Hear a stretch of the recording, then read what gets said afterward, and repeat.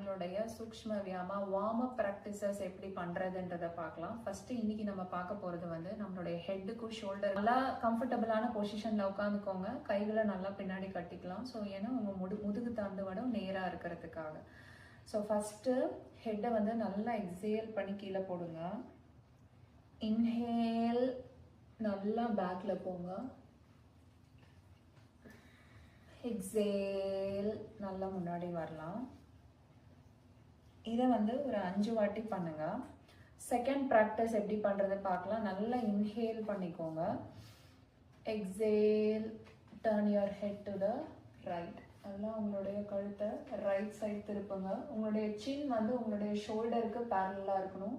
திருப்பி மூச்சு இழுத்துட்டே வாங்க. மூச்சை விட்டுட்டே நல்லா திரும்பலாம்.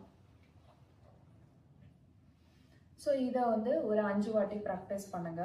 மூணாவது பயிற்சி என்னன்றதை பார்க்கலாம். ஸோ நல்லா மூச்சை இழுத்துக்கலாம். இன்ஹேல்,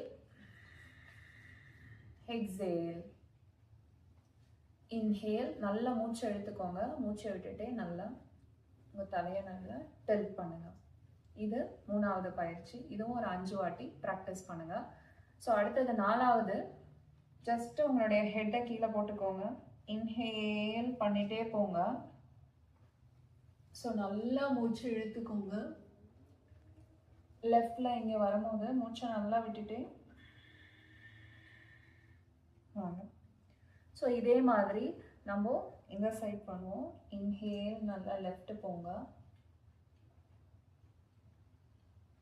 எக்ஸேல் ரைட் வரலாம்.